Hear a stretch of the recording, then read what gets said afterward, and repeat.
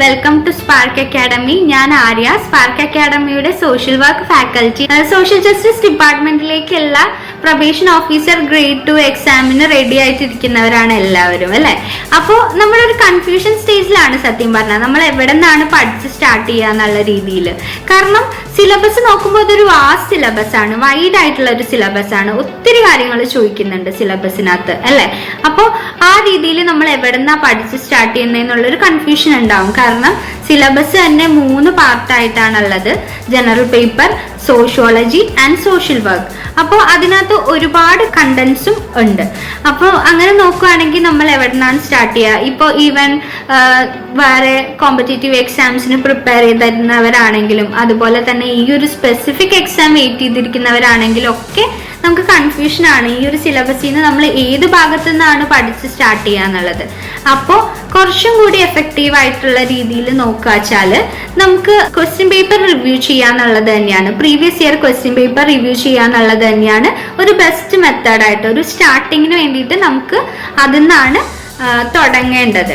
അപ്പോൾ അതിനകത്ത് നോക്കുകയാണെങ്കിൽ നമുക്ക് അവൈലബിൾ ആയിട്ടുള്ളത് റീസെന്റ് എക്സാം നടന്നത് 2019 2017 നോട്ടിഫൈ ചെയ്ത് 2019 എക്സാം കണ്ടക്ട് ചെയ്തിട്ടുണ്ടായിരുന്നത്. അപ്പൊ ആ ഒരു ക്വസ്റ്റ്യൻ പേപ്പർ നോക്കാൻ നേരത്ത് നമുക്ക് ഒരു കറന്റ് PSC ട്രെൻഡ് എന്താണ്, ഏത് രീതിയിലൊക്കെയാണ് ക്വസ്റ്റ്യൻ പാറ്റേൺസ് വരുന്നത്, അതുപോലെ തന്നെ ഏതാണ് കുറച്ചും കൂടി PSC ഓറിയന്റഡ് ആയിട്ടുള്ള ഏരിയ, സ്പെസിഫിക് ആയിട്ടുള്ള ഏരിയ, ഇമ്പോർട്ടൻ്റ് ആയിട്ട് ക്വസ്റ്റ്യൻസ് വരുന്നത് ഈ ഭാഗത്തു നിന്നാണ് എന്നൊക്കെ ഉള്ള രീതിയിൽ നമുക്ക് അനലൈസ് ചെയ്ത് എടുക്കാനായിട്ട് സാധിക്കും. അപ്പോൾ ഇന്നിപ്പോൾ ഞാനിവിടെ നോക്കാൻ പോകുന്നത് സോഷ്യൽ വർക്ക് പാർട്ടിലെ സിലബസിലെ സോഷ്യൽ വർക്ക് പാർട്ടിൽ വരുന്ന 3rd മൊഡ്യൂൾ ആയിട്ടുള്ള working with groups and communities എന്നുള്ള ഭാഗത്തെ ആ ഒരു മൊഡ്യൂളിൽ നിന്നുള്ള ക്വസ്റ്റ്യൻസ് ആണ് നോക്കാൻ പോകുന്നത്. അപ്പോൾ പണ്ടൊക്കെ PSC ക്വസ്റ്റ്യൻ പേപ്പറിൽ ഉണ്ടാവുക കുറച്ചും കൂടി ഡയറക്റ്റ് ക്വസ്റ്റ്യൻസ് ആയിരുന്നു. ലൈക്ക് ഒരു ഓഥറിന്റെ പേര്, അല്ലെങ്കിൽ ആ ഓഥറിന്റെ ബുക്ക്, അതല്ലെങ്കിൽ ഇയർ, ലൈക്ക് അങ്ങനത്തെ ക്വസ്റ്റ്യൻസ് ആയിരുന്നു കുറച്ചും കൂടി കൂടുതൽ വെയിറ്റേജ് കൊടുത്തിട്ടുണ്ടായിരുന്നു. പക്ഷെ ഇപ്പൊ നോക്കുമ്പോൾ assertion, reasoning, match the following, അല്ലെങ്കിൽ അതുപോലെ തന്നെ സ്റ്റേറ്റ്മെന്റ് ബേസ്ഡ് ക്വസ്റ്റ്യൻസ്. അപ്പൊ കോൺസെപ്റ്റ് നമുക്ക് കുറച്ചും കൂടി ഇൻഡെപ്ത് ആയിട്ട് അറിഞ്ഞാലേ, അല്ലെങ്കിൽ അതിൽ നല്ലൊരു ക്ലാരിറ്റി ഉണ്ടായാലേ നമുക്ക് ഈ രീതിയിലുള്ള എക്സാമിന് ഒരു നല്ല റാങ്കിലേക്ക് വന്ന് പെട്ടെന്ന് തന്നെ ജോലിയിലേക്ക് കയറാനായിട്ട് സാധിക്കുള്ളൂ. അപ്പൊ ആ രീതിയിലാണ് നമ്മൾ ക്ലാസ്സുകളിൽ ക്വസ്റ്റ്യൻ പേപ്പർ റിവ്യൂ ചെയ്യുന്നതും അതുപോലെ നമ്മുടെ ക്വസ്റ്റ്യൻസും നോട്ട്സും കാര്യങ്ങളെല്ലാം ആ രീതിയിലാണ് പ്രിപ്പയർ ചെയ്ത് പോകുന്നത്. അപ്പോൾ നമുക്ക് ഡയറക്റ്റ് ആയിട്ട് ഇന്നത്തെ സെഷനിലേക്ക് പോകാം, നമ്മുടെ ക്വസ്റ്റ്യൻ പേപ്പർ റിവ്യൂ ചെയ്ത് നോക്കാം. ഓക്കെ, നമുക്ക് ഫസ്റ്റ് ക്വസ്റ്റ്യനിലേക്ക് പോകാം. Question number 1: Which method of social work is most effective that helps person to enhance their social functioning through purposeful collective experiences and to cope more effectively with their personal, group and or community problems? First question ഇതാണ്: ഏത് social work മെത്തേഡാണ് most effective ആയിട്ടുള്ള method? എന്തിന്? Social functioning enhance ചെയ്യിപ്പിക്കാനും ഏത് വഴി? Collective ആയിട്ടുള്ള experiences വഴി, purposeful ആയിട്ടുള്ള കളക്റ്റീവ് ആയിട്ടുള്ള എക്സ്പീരിയൻസസ് വഴി സോഷ്യൽ ഫങ്ഷനിങ് എൻഹാൻസ് ചെയ്യിപ്പിച്ചത് കൊണ്ട് അവർക്ക് personal, group and community problems ആയിട്ട് കോപ്പപ്പ് ചെയ്യാൻ പറ്റുക താഴെ തന്നിരിക്കുന്ന 4 ഓപ്ഷനിൽ ഏതാണെന്നാണ് ക്വസ്റ്റ്യൻ. അപ്പം സോഷ്യൽ ഗ്രൂപ്പ് വർക്ക് ഉണ്ട്, സോഷ്യൽ കേസ് വർക്ക് ഉണ്ട്, സോഷ്യൽ കമ്മ്യൂണിറ്റി ഓർഗനൈസേഷൻ ഉണ്ട്, സോഷ്യൽ വെൽഫെയർ അഡ്മിനിസ്ട്രേഷൻ ഉണ്ട്. അപ്പം സോഷ്യൽ വർക്ക് ബാക്ക്ഗ്രൗണ്ട് ഉള്ളവർക്ക് അറിയുന്നുണ്ടാവും 4ഉം എന്താണ് സോഷ്യൽ വർക്കിന്റെ മെത്തേഡ് തന്നെയാണെന്ന് മനസ്സിലായിട്ടുണ്ടാവും. കുറച്ചും കൂടി ഡീറ്റെയിൽ ആയിട്ട് നോക്കുവാണെങ്കിൽ അവിടെ ഒരു personal, group and community problems cope up ചെയ്യാൻ പറ്റുന്നുണ്ട്. അതുപോലെ തന്നെ കളക്റ്റീവ് എക്സ്പീരിയൻസസ് യൂസ് ചെയ്തുകൊണ്ട് സോഷ്യൽ ഫങ്ഷനിങ്ങിനെ എൻഹാൻസ് ചെയ്യിപ്പിക്കുന്നുണ്ട്. അപ്പോൾ എന്താണ് ഈ ഒരു രീതിയിൽ നമ്മൾ ഓൾറെഡി പഠിച്ചവരാണെങ്കിൽ, കോൺസെപ്റ്റ് നമുക്ക് ക്ലിയർ ആയിട്ടുള്ളവരാണെങ്കിൽ നമുക്ക് മനസ്സിലാകും അതിന്റെ ആൻസർ വന്നിട്ട് സോഷ്യൽ ഗ്രൂപ്പ് വർക്ക് ആണ്. അപ്പം ഗ്രൂപ്പ് വർക്ക് എങ്ങനെയാണ് സോഷ്യൽ ഗ്രൂപ്പ് വർക്ക് ഉത്തരമായിട്ട് വന്നതെന്ന് നമുക്ക് നോക്കാം. ഇങ്ങനെയുള്ള ബേസിക് ആയിട്ടുള്ള കോൺസെപ്റ്റ്സ് പഠിക്കുമ്പോൾ നമ്മൾ ആദ്യമേ തന്നെ പഠിക്കേണ്ട കാര്യമാണ് സോഷ്യൽ വർക്ക് അല്ലെങ്കിൽ സോഷ്യൽ ഗ്രൂപ്പ് വർക്കിന്റെ ഡെഫിനിഷൻസ്. എന്തും ആയിക്കോട്ടെ, നമ്മൾ കോൺസെപ്റ്റ്സിന്റെ ഡെഫിനിഷൻസ്, പല ഓതറുകൾ തന്നിട്ടുള്ള ഡെഫിനിഷൻസ് ബേസിക് ആയിട്ട് നമ്മൾ പഠിച്ചു തുടങ്ങുക.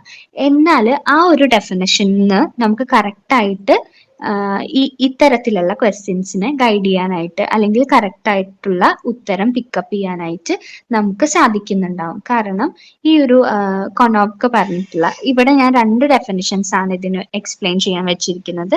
അത്രയധികം ഇമ്പോർട്ടൻ്റ് ആയിട്ടുള്ള 2 ഡെഫിനിഷൻസ് ആണ്. പലതരം എക്സാംസിന് മുന്നേ ചോദിച്ചു കണ്ടിട്ടുള്ള 2 ഡെഫിനിഷൻസ് ആണ്. ഇതിലും ഒരുപാട് നമ്പർ ഓഫ് ഡെഫിനിഷൻസ് അവൈലബിൾ ആണ്. അപ്പോൾ നിങ്ങൾ അതൊക്കെ നമ്മുടെ ക്ലാസ്സിൽ നമ്മൾ ഇതൊക്കെ ഡിസ്കസ് ചെയ്യുന്നതായിരിക്കും. അപ്പോൾ ഈ ഡെഫിനിഷൻ നോക്കുക. സോഷ്യൽ ഗ്രൂപ്പ് വർക്ക് എന്താണ്? അതൊരു മെത്തേഡ് ഓഫ് സോഷ്യൽ വർക്ക് ആണ് which helps individuals to enhance. ആ സെയിം ഡെഫിനിഷൻ ആണ് പറഞ്ഞിരിക്കുന്നത്. അപ്പോൾ ഈ ഒരു കോൺസെപ്റ്റ്, ഈ ഒരു ഡെഫിനിഷൻ പഠിച്ച ഒരാൾക്ക് മുന്നത്തെ ഈ ചോദ്യം ആൻസർ ചെയ്യുന്നതിന് ഒരു പ്രയാസവും ഇല്ല. കാരണം സോഷ്യൽ ഫങ്ഷനിങ് എൻഹാൻസ് ചെയ്യിപ്പിക്കാൻ കളക്റ്റീവ് ആയിട്ടുള്ള എക്സ്പീരിയൻസസ് കൊണ്ടും അതുപോലെ തന്നെ personal group and community problems, അവിടെ നിന്ന് തന്നെ നമുക്ക് കേസ് വർക്ക് വേണമെങ്കിൽ ഒഴിവാക്കി വിടാവുന്നതേ ഉള്ളൂ. കാരണം കേസ് വർക്ക് എന്ന് പറഞ്ഞാൽ നമുക്കറിയാം 1 to 1 ഒരാളേ ഉള്ളൂ, ഒരാളുടെ കാര്യം ഡീൽ ചെയ്യുന്നുള്ളൂ. അപ്പോഴും നമുക്ക് സോഷ്യൽ ഗ്രൂപ്പ് വർക്കും സോഷ്യൽ കമ്മ്യൂണിറ്റി ഓർഗനൈസേഷനും വെൽഫെയർ അഡ്മിനിസ്ട്രേഷനും ഡൗട്ടായിട്ട് കിടക്കുന്നുണ്ടാവും. പക്ഷെ എന്താണ്, നമ്മൾ കറക്റ്റ് ആയിട്ട് ഈ ഒരു ഡെഫിനിഷൻ അറിഞ്ഞായിരുന്നെങ്കിൽ അല്ലെങ്കിൽ ഈ ഒരു കോൺസെപ്റ്റിൽ നമുക്ക് അറിവുണ്ടായിരുന്നെങ്കിൽ നമുക്ക് ഈ ആൻസർ സിമ്പിൾ ആയിട്ട് ആൻസർ ചെയ്യാവുന്നതേ ഉള്ളൂ. അപ്പോൾ ഇതിനകത്ത് ഫസ്റ്റ് ഡെഫിനിഷൻ കൊണോപ്ക പറഞ്ഞ ഡെഫിനിഷൻ ആണ് ചോദിച്ചിരിക്കുന്നത്. ഇനിയിപ്പം എന്താ സോഷ്യൽ ഗ്രൂപ്പ് വർക്ക് എന്താ ചോദിച്ചാല് അതൊരു primary method of social work ആണ്. സോഷ്യൽ വർക്ക് എന്ന് പറയുന്നത് ഒരു പ്രാക്ടീസ് ബേസ്ഡ് പ്രൊഫഷൻ ആണ്. ആ പ്രൊഫഷൻ പ്രാക്ടീസ് ചെയ്യാൻ വേണ്ടിയിട്ടുള്ള ഒരു പ്രൈമറി ആയിട്ടും സെക്കൻഡറി ആയിട്ടും 2 ടൈപ്പിൽ നമുക്ക് മെത്തേഡ്സിനെ ഡിവൈഡ് ചെയ്യാം. 3 വരുന്നുണ്ട് പ്രൈമറി മെത്തേഡിൽ. ഇതെല്ലാം നമ്മൾ ഡീറ്റെയിൽ ആയിട്ട് ക്ലാസ്സിൽ ഡിസ്കസ് ചെയ്ത് പോവും. ഇതിപ്പോ ഗ്രൂപ്പ് വർക്ക് വരുന്നത് പ്രൈമറി മെത്തേഡിലാണ്. അവിടെ ഒരു ഡയറക്റ്റ് ഇന്റർവെൻഷൻ വരുന്നുണ്ട്, ഒരു ഗ്രൂപ്പായിട്ട് വരുന്ന ഡയറക്റ്റ് ഇന്റർവെൻഷൻ. പിന്നെ നമുക്ക് മനസ്സിലാക്കി വെക്കാൻ പറ്റുന്ന കാര്യം, ഒരു ഗ്രൂപ്പ് ഉണ്ടല്ലേ, ഗ്രൂപ്പ് എന്ന് പറഞ്ഞാൽ എന്താണ്? ബേസിക്കലി ഗ്രൂപ്പ് എന്ന് പറഞ്ഞാൽ 2 or more ഇൻഡിവിജ്വൽസ് ചേരുന്നതാണ് ഒരു ഗ്രൂപ്പ്.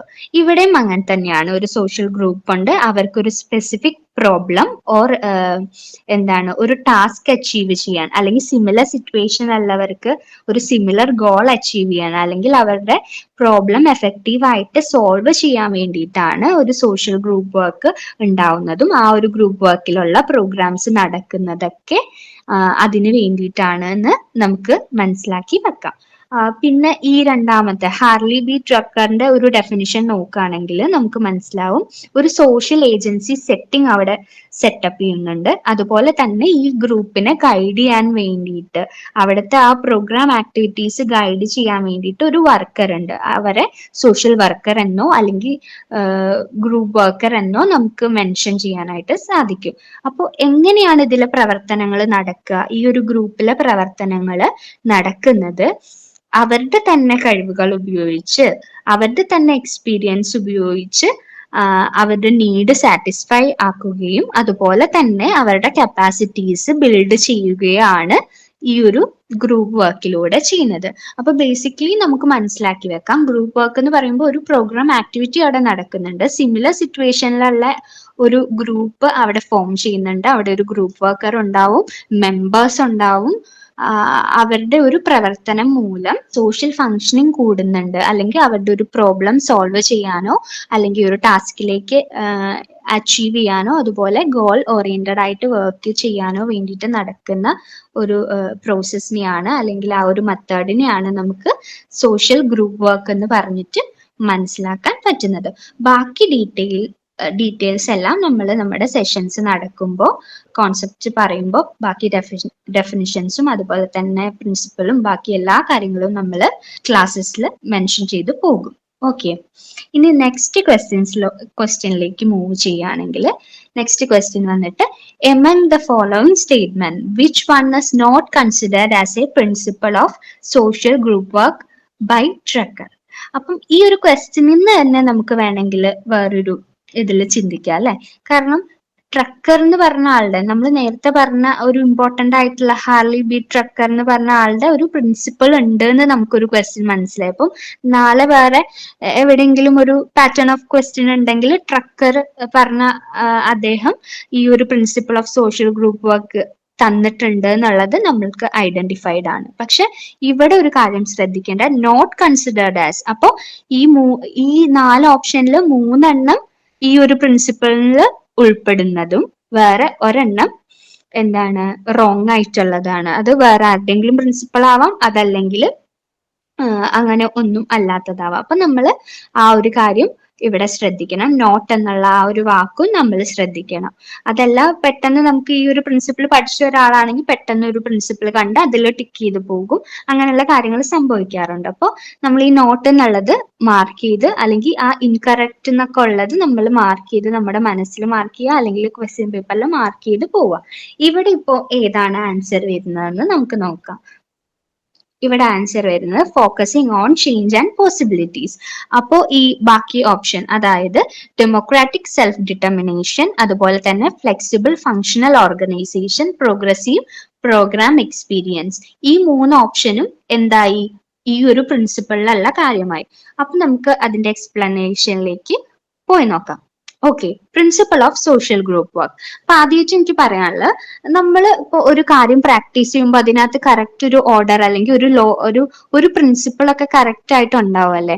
അത് ഫോളോ ചെയ്തിട്ടാണ് നമ്മൾ പല കാര്യങ്ങളും ചെയ്യേണ്ടത്. അല്ലെങ്കിൽ അതിൽ നിന്ന് നമ്മൾ പുറത്തു പോകും എന്നുള്ള ഒരു സിറ്റുവേഷൻ വരും.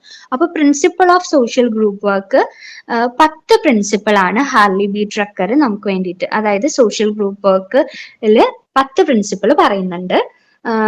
ഈ ഹാർലി ബി ട്രക്കറിന്റെ അല്ലാതെ സോഷ്യൽ ഗ്രൂപ്പ് വർക്ക് പഠിക്കുമ്പോൾ നമുക്കറിയാം കുറച്ചും കൂടി വേറെ ഓതേഴ്സും കുറച്ച് പ്രിൻസിപ്പിൾസ് പറഞ്ഞു തന്നിട്ടുണ്ട്. പക്ഷെ ഇപ്പൊ നമ്മുടെ ഈ ഒരു ക്വസ്റ്റ്യൻ ആണ് നോക്കുന്നത്. ഓക്കെ, അപ്പൊ അദ്ദേഹത്തിനെ പറ്റി നമ്മൾ പഠിക്കുകയാണെങ്കിൽ അദ്ദേഹത്തിന്റെ ഇമ്പോർട്ടന്റ് ആയിട്ടുള്ള ഒരു ബുക്കാണ് social group work principle and practice എന്ന് പറഞ്ഞിട്ടുള്ള ഈ ഒരു ബുക്ക്. ആ ഒരു ബുക്കിന്റെ നെയിമും നമ്മൾ ഓർത്ത് വെക്കുക. ഓക്കെ, അപ്പൊ നമ്മളൊരു ക്വസ്റ്റ്യൻ കാണുമ്പോൾ ആ ഒരു ക്വസ്റ്റ്യനിൽ നിന്ന് എത്രയൊക്കെ ഇൻഫർമേഷൻ ഗ്യാദർ ചെയ്യാൻ പറ്റും എന്നുള്ളത് നമ്മൾ നോക്കുക. കാരണം ലാസ്റ്റ് ഇയറിൽ ഈ ഒരു ക്വസ്റ്റ്യൻ ആണ് ചോദിച്ചിട്ടുള്ളത്, ഈ ഒരു ഏരിയ എന്നാണ് ചോദിച്ചിട്ടുള്ളത്.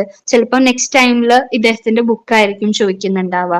അപ്പൊ നമ്മൾ മാക്സിമം അതായിട്ട് റിലേറ്റഡ് ആയിട്ടുള്ള കാര്യങ്ങൾ അപ്പൊ തന്നെ പഠിച്ചു പോവാനും നോട്ട് ചെയ്യാനും ഒക്കെ ശ്രദ്ധിക്കുക. ഇവിടെ 10 പ്രിൻസിപ്പിൾ പറയേണ്ടത്. First one, the principle of planned group formation, then principle of specific group objective, then third one, principle of purposeful worker group relationship, then principle of continuous individualization, the principle of guided group interaction, and then 6th, 7th and 8th. ഈ 3 നമ്മളുടെ അടുത്ത് ചോദിച്ചിട്ടുള്ളത്. ബാക്കി രണ്ടെണ്ണം എന്ന് പറഞ്ഞാൽ principle of resource utilisation and principle of evaluation. ഈ ഒരു ടേം തന്നെ അറ്റ്ലീസ്റ്റ് ഇപ്പോ ഈ ഒരു 10 പ്രിൻസിപ്പിൾ ഉണ്ട് ഹാർലി ബി ട്രക്കറിന്. അതിന്റെ നെയിം എങ്കിലും നമ്മൾ പഠിച്ചു കഴിഞ്ഞാൽ നമുക്ക് ആ ഒരു ക്വസ്റ്റ്യൻ ആൻസർ ചെയ്യാൻ പറ്റിയേനെ. കാരണം ഈ ഒരു നെയിം മാത്രമാണ് ആ ഒരു ക്വസ്റ്റ്യനിൽ ചോദിച്ചിട്ടുണ്ടായിരുന്നുള്ളൂ. പക്ഷെ ഇനിയുള്ള എക്സാമിന് മേ ബി അതായിരിക്കില്ല. നമ്മൾ ഈ ഒരു നെയിമിനോടൊപ്പം ആ ഒരു ഓരോ പ്രിൻസിപ്പിളിലും എന്തൊക്കെ കാര്യങ്ങളാണ് വർക്ക് ചെയ്യുന്നതെന്ന്, അല്ലെങ്കിൽ അതിന്റെ എക്സ്പ്ലനേഷൻ എന്താണെന്ന് അറിഞ്ഞാൽ മാത്രം ആൻസർ ചെയ്യുന്ന കൈൻഡ് ഓഫ് ക്വസ്റ്റ്യൻസ് ആയിരിക്കും മേ ബി നെക്സ്റ്റ് ടൈം ചോദിക്കുന്നത്. അസേർഷൻ റീസണിങ്ങിലോ അല്ലെങ്കിൽ സ്റ്റേറ്റ്മെന്റ് തന്നിട്ട് അതിലേതാണ് റൈറ്റ് എന്നോ റോങ് എന്നോ ഒക്കെ നമുക്ക് ചോദിക്കാനായിട്ട് സാധ്യതയുണ്ട്. അപ്പൊ നമ്മൾ പ്രിപ്പയർ ചെയ്യുമ്പോൾ ഈ ഒരു നെയിം മാത്രം പ്രിപ്പയർ ചെയ്ത് പോകാതെ നമ്മൾ പ്രിപ്പയർ ചെയ്യുമ്പോൾ ഇത് മൊത്തം കണ്ടന്റ്സും പഠിച്ചു പോകാനായിട്ട് ശ്രദ്ധിക്കുക. ഇവിടെ ഇപ്പൊ ഞാൻ പറയാൻ ഉദ്ദേശിക്കുന്നത് ഈ 3 പ്രിൻസിപ്പിൾ ആണ്. നമ്മുടെ ക്വസ്റ്റ്യനിൽ ഉണ്ടായിരുന്ന 3. ഡെമോക്രാറ്റിക് ഗ്രൂപ്പ് സെൽഫ് ഡിറ്റർമിനേഷൻ എന്ന് പറഞ്ഞു കഴിഞ്ഞാൽ ആ ഒരു ഗ്രൂപ്പിലുള്ള മെമ്പേഴ്സിന് ആ മെമ്പേഴ്സിന് ഒരു ഡെമോക്രസി വേണം. അവർക്കും കൂടിയിട്ട് കാര്യങ്ങൾ പറയാനും അല്ലെങ്കിൽ ഒരു ഡിസിഷൻ എടുക്കാനും ഒക്കെ ഉള്ള ഒരു കാപ്പബിലിറ്റിയും കാര്യങ്ങളും, അല്ലെങ്കിൽ ആ ഒരു സെൽഫായിട്ടുള്ള ഒരു ഡിറ്റർമൈൻഡ് ആയിട്ട് അവര് വരണം. അവരുടെ ഗ്രൂപ്പിൽ ഒരു ഡിസിഷൻ എടുക്കാനും തീരുമാനം എടുക്കാനും ഒക്കെ അവര് വരണം. അത് പറയുന്ന പ്രിൻസിപ്പിൾ ആണ് എന്താ, ഡെമോക്രാറ്റിക് ഗ്രൂപ്പ് ഡിറ്റർമിനേഷൻ എന്ന് പറഞ്ഞാൽ അവർക്ക് അതിനുള്ള ഒരു റൈറ്റ് ഉണ്ടാവണം. പിന്നെ അവര് സ്വയമേവ അവരുടെ പ്രോബ്ലം സോൾവ് ചെയ്യാനും അല്ലെങ്കിൽ അവരുടെ കപ്പാസിറ്റി കൊണ്ട് കാര്യങ്ങൾ ഡീൽ ചെയ്യാനൊക്കെ അവർ തന്നെ ഉയർന്നു വരണം എന്ന് പറയുന്ന പ്രിൻസിപ്പിളാണ് the principle of democratic group self determination എന്ന് പറഞ്ഞ. പിന്നെ അതുപോലെ തന്നെ പറഞ്ഞിട്ടുണ്ടായിരുന്ന ഒരു പ്രിൻസിപ്പിളാണ് principle of flexible functional organisation എന്ന് പറഞ്ഞ. അപ്പം എല്ലാ ഗ്രൂപ്പും ഫോമലും ഇൻഫോർമലൊക്കെ ആയിട്ടുള്ള കോൺസ്റ്റുവൻസ് ഒക്കെ ഗ്രൂപ്പിൽ ഉണ്ടാവും.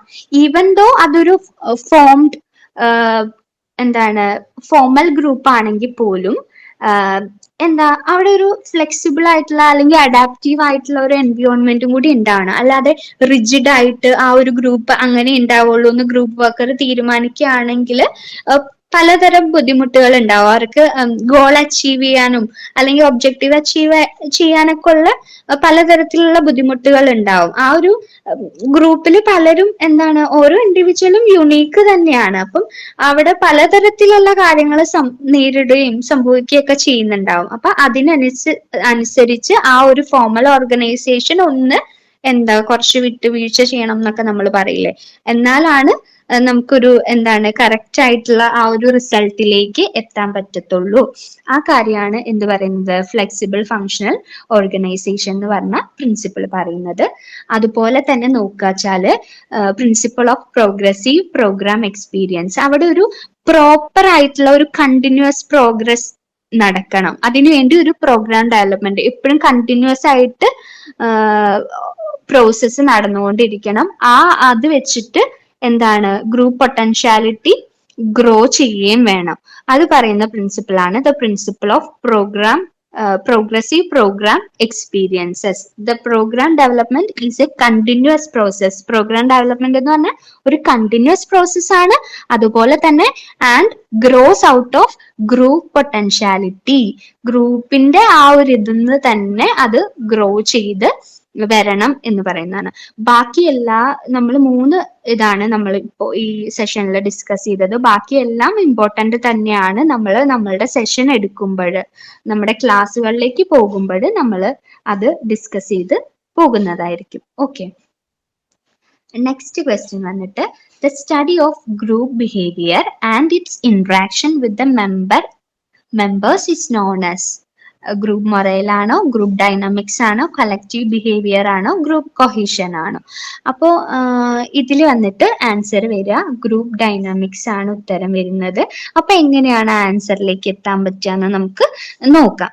ഗ്രൂപ്പ് ഡൈനാമിക്സ് ആ ഒരു വാക്കെന്ന് തന്നെ ഒരു വാക്കല്ല 2 വാക്കാണ്. ഓക്കെ, അപ്പം ഗ്രൂപ്പ് ആൻഡ് ഡൈനാമിക്സ് 2 വാക്കുകളാണ്. അപ്പൊ ഗ്രൂപ്പ് എന്ന് പറഞ്ഞാൽ ഞാൻ നേരത്തെ പറഞ്ഞു, ഗ്രൂപ്പ് എന്ന് പറഞ്ഞാൽ നമുക്ക് എല്ലാവർക്കും അറിയാം അത് 2ഓ 2-ലധികമോ വരുന്ന ഇൻഡിവിജ്വൽസിന്റെ കാര്യമാണ്. അപ്പൊ സോഷ്യൽ ഗ്രൂപ്പ് എന്ന് പറയുമ്പോൾ അതിനകത്ത് എന്താണ് ഒരു കോമൺ ആയിട്ടുള്ള ഒരു ബിലീഫും വാല്യൂസും ഉള്ളവരാണ്. ഇപ്പം നമ്മുടെ ഫ്രണ്ട് സർക്കിൾ തന്നെ ഒന്ന് ആലോചിച്ച് നോക്ക്.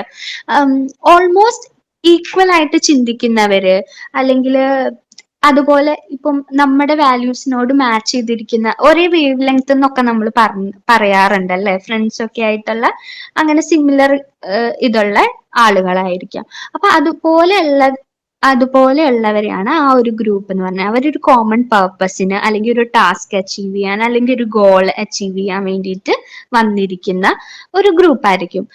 മെജോറിറ്റി സോഷ്യൽ ഗ്രൂപ്പ് എന്ന് പറഞ്ഞാലും എന്താ അത് കോൺഷ്യസ്ലി പ്ലാൻഡ് ആയിട്ട് വരുന്ന ഒരു കൈൻഡ് ഓഫ് ഗ്രൂപ്പാണ്. ഓക്കെ, അവിടെ എന്താണ് മെമ്പേഴ്സ് ഒക്കെ ആ ഗ്രൂപ്പിലെ ഓരോ മെമ്പേഴ്സും ഇന്റർ ഡിപ്പെൻഡന്റും കൂടിയാണ്. അപ്പൊ ഗ്രൂപ്പ് എന്നുള്ള ആ ഒരു ടേം നമുക്ക് അങ്ങനെ ഡിഫൈൻ ചെയ്യാൻ പറ്റും. നെക്സ്റ്റ് ടേം വന്നു കഴിഞ്ഞാല് ഡൈനാമിക്സ് ആണ്. ഡൈനാമിക്സ് നമ്മൾ ഫിസിക്സിലൊക്കെ 10th വരെ എന്തായാലും എല്ലാവരും ഫിസിക്സും കെമിസ്ട്രി ഒക്കെ പഠിച്ചിട്ടുണ്ടാവുമല്ലോ. അപ്പൊ നമ്മൾ ഫിസിക്സിലൊക്കെ ആ ഒരു ഡൈനാമിക്സ് എന്നൊക്കെ പറയും അല്ലെ. അപ്പൊ ആ ഡൈനാമിക്സ് എന്ന് പറഞ്ഞാൽ എന്താണ് ഫോഴ്സ് ആണ്. അപ്പൊ ഈ ഗ്രൂപ്പിനെ ഇങ്ങനെ നിർത്താനുള്ള ഒരുമിച്ച് നിർത്താനുള്ള ആ ഒരു എന്തോ ഒരു ഫോഴ്സ്, അതിനെയാണ് നമ്മൾ ഗ്രൂപ്പ് ഡൈനാമിക്സ് എന്ന് പറയുന്നത്. അപ്പൊ group dynamics refer to forces operating within the group. ആ ഗ്രൂപ്പിൽ ഇത് ചെയ്യുന്ന ആ ഒരു ഫോഴ്സിനെയാണ് നമ്മൾ ഗ്രൂപ്പ് ഡൈനാമിക്സ് എന്ന് പറയുന്നത്. പക്ഷെ ആ ഒരു സെയിം ഗ്രൂപ്പ് ആവണം എന്ന് തന്നെയില്ല. നമുക്ക് ഇൻട്രാ ഗ്രൂപ്പും ഇന്റർ ഗ്രൂപ്പും ഉണ്ട്, ഡൈനാമിക്സ് ഉണ്ട്. അപ്പൊ എന്താണ് within this group and the group with another group. ഈ ഗ്രൂപ്പിന്റെ ഉള്ളിലുള്ള ഡൈനാമിക്സ് ഉണ്ട്, അതുപോലെ തന്നെ ഈ ഗ്രൂപ്പും അടുത്തൊരു ഗ്രൂപ്പും ആയിട്ടുള്ള ആ ഒരു കാര്യങ്ങളും അതിൽ പറയുന്നുണ്ട്. അപ്പം ഡൈനാമിക്സ് എന്ന് പറയുമ്പോൾ മെയിൻലി അവിടെ ഒരു എന്താ പറയാ, ഗ്രൂപ്പ് മെമ്പേഴ്സ് തമ്മിലുള്ള ഇന്ററാക്ഷൻ, അവരെങ്ങനെയാണ് പരസ്പരം ഇൻഫ്ലുവൻസ് ചെയ്യുന്നത്, കമ്മ്യൂണിക്കേറ്റ് ചെയ്യുന്നത്, ആ എല്ലാ രീതിയിലുള്ള കാര്യങ്ങളും പറയുന്ന ഒരു കാര്യമാണ്, ഒരു കണ്ടന്റ് ആണ് ഗ്രൂപ്പ് ഡൈനാമിക്സ് എന്ന് പറഞ്ഞു കഴിഞ്ഞാൽ. ഓക്കെ, നെക്സ്റ്റ് വൺ വന്നിട്ട് അതായിട്ട് റിലേറ്റഡ് ആയിട്ട് കുറച്ച് ഇമ്പോർട്ടന്റ് ആയിട്ടുള്ള കാര്യമാണ്. ഗ്രൂപ്പ് ഡൈനാമിക്സ് എന്നുള്ള ടേം കോയിൻ ചെയ്തത് കേർട്ട് ലിവിൻ ആണ്. അദ്ദേഹത്തിന്റെ ഒരു ഇമ്പോർട്ടന്റ് ആയിട്ടുള്ള വർക്കാണ് അല്ലെങ്കിൽ തിയറിയാണ് ഫീൽഡ് തിയറി. ഇതിനെ റിലേറ്റ് ചെയ്തിട്ടാണ് എന്ത് കേർട്ട് ലിവിൻ ഈ ഒരു ഗ്രൂപ്പ് ഡൈനാമിക്സ് എന്നുള്ള ഒരു കാര്യം കൊണ്ടുവന്നിട്ടുള്ളത്. ഓക്കെ, അപ്പോ നമ്മൾ ഇതിനകത്ത് അതാണ് ഞാൻ പറഞ്ഞ നേരത്തെ, നമ്മൾ പഠിക്കുമ്പോൾ അത് റിലേറ്റഡ് ആയിട്ടുള്ള ക്വസ്റ്റ്യൻസ് അല്ലെങ്കിൽ പോയിന്റ്സ് അതായിട്ട് ചേർത്ത് വെച്ച് പഠിക്കാൻ നോക്കുക. കാരണം ഈ തവണ വരുന്ന രീതിയിലായിരിക്കില്ല ക്വസ്റ്റ്യൻസ് നെക്സ്റ്റ് ഇയറിൽ വരുന്നത്. ഓക്കെ, അപ്പൊ ഇതാണ് ഗ്രൂപ്പ് ഡൈനാമിക്സ് പറയുന്നത്. ഓക്കെ, നെക്സ്റ്റ് വൺ, ഈ ഒരു ക്വസ്റ്റ്യന്റെ മോഡൽ. കാരണം ഇപ്പൊ ഞാൻ പറഞ്ഞ എല്ലാ ക്വസ്റ്റ്യൻസും ഡയറക്റ്റ് ക്വസ്റ്റ്യൻസ് ആയിരുന്നു, നമുക്ക് കുറച്ചും കൂടി സിമ്പിൾ ആയിട്ട് പറഞ്ഞു പോകാൻ പറ്റുന്ന കാര്യങ്ങളായിരുന്നു. ഒരു ഡെഫിനിഷൻ അങ്ങനെ തന്നെ ചോദിച്ചേക്കുന്നു, അതല്ലെങ്കിൽ ഒരു പ്രിൻസിപ്പലിലെ ആ ഒരു നെയിം മാത്രം എടുത്ത് ചോദിച്ചിരിക്കുന്നു. ഈ ക്വസ്റ്റ്യനിലാണെങ്കിലും ആ ഒരു എന്താണ് അത് ഡിഫൈൻ ചെയ്യുന്ന കാര്യം തന്നെയാണ് ചോദിച്ചേക്കുന്നത്. പക്ഷെ PSC കുറച്ചും കൂടി ഒരു ന്യൂ ട്രെൻഡ് പിടിച്ചേക്കാണ് ഇപ്പോൾ, ഇങ്ങനെ സ്റ്റേറ്റ്മെന്റ് ബേസ്ഡ് ക്വസ്റ്റ്യൻസിലേക്ക് പോയിക്കാണ്. അപ്പം അങ്ങനെ ഒരു ക്വസ്റ്റ്യൻ പ്രാക്ടീസ് ചെയ്ത് നോക്കാനാണെങ്കിൽ ഈ ലാസ്റ്റ് ക്വസ്റ്റ്യൻ ഞാൻ എടുത്തേക്കാണ് ഇവിടെ. Which of the following statement are true? ഏതാണ് ശരി എന്നാണ് ചോദ്യം. അപ്പം എന്താണ്, group dynamics refer to the patterns of interaction and relationship that occur within a group of people. അപ്പൊ നേരത്തെ ഞാൻ പറഞ്ഞു ഗ്രൂപ്പ് ഡൈനാമിക്സ് എന്ന് പറഞ്ഞാൽ ആ ഒരു പാറ്റേൺ ആണ്, അവരെങ്ങനെ ഇന്ററാക്ട് ചെയ്യുന്നു, അവരുടെ റിലേഷൻഷിപ്പ് എങ്ങനെയാണ് എന്നുള്ള കാര്യമാണെന്ന് പറഞ്ഞു. അപ്പൊ നമുക്കത് അതിനെ ട്രൂ ആക്കി വെക്കാം. Okay, it involves the study of how individuals within a group behave, communicate and influence each other. ഈ ഒരു പോയിന്റും ഗ്രൂപ്പ് ഡൈനാമിക്സ് പറഞ്ഞപ്പോൾ നമ്മൾ പറഞ്ഞു പോയ കാര്യം തന്നെയാണ്. അപ്പൊ അങ്ങനെ നോക്കുമ്പോൾ both the answers are right. അങ്ങനെ ഒരു ഓപ്ഷൻ വരുന്ന ഏതാണ്? ബോത്ത് 1 and 2 രണ്ടും ട്രൂ ആണെന്ന് പറഞ്ഞ ഓപ്ഷൻ. അപ്പൊ നമ്മൾ ഈ പറഞ്ഞ നമ്മൾ ഡിസ്കസ് ചെയ്തു പോയ രണ്ട് ക്വസ്റ്റ്യൻസിലും നമ്മൾക്ക് അങ്ങനത്തെ പോസിബിലിറ്റീസ് കണ്ട് മനസ്സിലാക്കി അത് പഠിക്കാനുള്ള ആ രീതിയിലും കൂടി നമ്മൾ ആലോചിച്ച് വെക്കുക. ഒരു ക്വസ്റ്റ്യൻ വരുമ്പോൾ ഈ രീതിയിലും കൂടി ചോദിക്കാൻ വഴിയുണ്ട് എന്നുള്ളത് മനസ്സിലാക്കുക. കാരണം ഗ്രൂപ്പ് ഡൈനാമിക്സ് എന്നുള്ള ഒറ്റൊരു വാചകം മാത്രം പഠിച്ചു പോയാൽ ചിലപ്പോൾ നമുക്ക് ഈ ക്വസ്റ്റ്യൻ ആൻസർ ചെയ്യാൻ പറ്റില്ല. അതിന്റെ കണ്ടന്റിലേക്ക് ഇറങ്ങി ചെന്ന് കോൺസെപ്റ്റ് വളരെ ക്ലിയർ ആയിട്ട് മനസ്സിലാക്കി പോയാലാണ് നമുക്ക് ഈ ക്വസ്റ്റ്യൻ ആൻസർ ചെയ്യാനായിട്ട് പറ്റുക. ഓക്കെ, അപ്പം ഇത്രയാണ് ഇന്നത്തെ ഒരു സെഷനിൽ ഞാൻ ഇൻക്ലൂഡ് ചെയ്യാൻ ഉദ്ദേശിക്കുന്നത്. ബാക്കി എല്ലാ ക്വസ്റ്റ്യൻസും നമ്മൾ ഇതേപോലെ ക്ലാസ്സുകളിലും ഇതേപോലെ കണ്ടന്റ് ഓറിയന്റഡ് ആയിട്ടുള്ള നമ്മുടെ സെഷൻസിലും ഡിസ്കസ് ചെയ്യും. എല്ലാവർക്കും താങ്ക് യു.